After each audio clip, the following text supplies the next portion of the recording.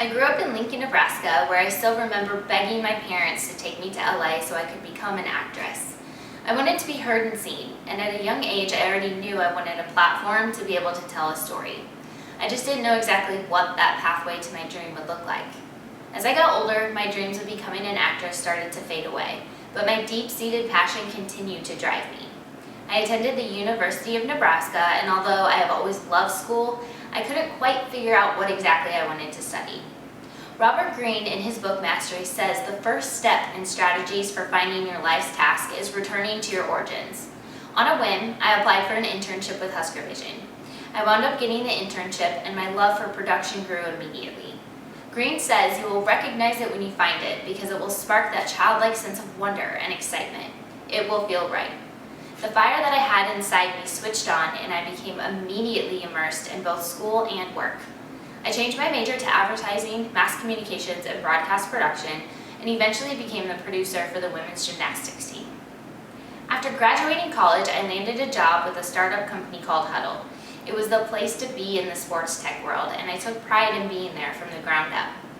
Working in a startup company, I wore many hats, and my ability to create content was put on the back burner. My passion for producing and using video to tell a story was lost in the mix.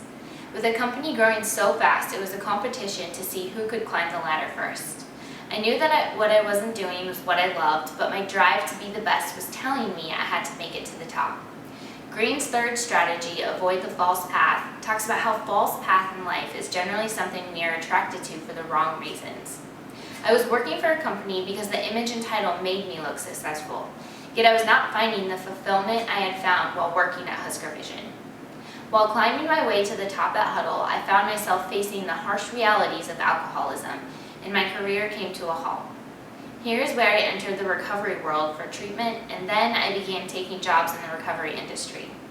My journey after Huddle began out of necessity for my mental health, and then began to morph into a newfound love, and that was helping others who shared similar struggles of my own. Somewhere inside of me, I knew my passion for creating content to tell a story was still there, but it was no longer in the sports industry. The fourth strategy is to let go of the past, the adaptation strategy. Greene writes, if change is forced upon you, you must resist the temptation to overreact or feel sorry for yourself. I knew I didn't want to just let go of the career I had built, but I had discovered a new way to apply my skills and my experience. Greene writes, feeling that we are called to accomplish something is the most positive way for us to supply this sense of purpose and direction. It is a religious-like quest for us. I discovered a profound love and that I was even more enthusiastic about than the sports industry. Greene's second strategy to occupy the perfect niche, the Darwinian strategy, has showed me that I still have my chosen field, but I have found a specific path that corresponds to my interests. After being out of my field of work for so many years, I am now entering into Greene's fifth strategy, find your way back, the life or death strategy. The last 9 years have been filled with regret, pain, frustration, and an emptiness inside that I couldn't quite figure out how to fill. The fire inside me was still there, but the giant mountain I would have to climb to get back was daunting. Greene states that the way back requires sacrifice, and the road to mastery requires patience. I've come to an important realization about my life and career goals. I want to focus on turning my past experiences and disappointments into something meaningful and powerful. By shifting my perspective and focusing on my inner drive, I know I can achieve my goals and make a meaningful impact in my chosen profession. Since I started on the path to recovery, I've realized that I'm at the turning point in my career. I'm excited to be able to pursue my life's work and make a difference in the world. Ever since I entered the world of recovery, I have come across stories of heartache and stories of true inspiration. My dream career path is to create content that brings awareness to the harsh realities of addiction. My first goal is to get back to being a student and establish a consistent routine.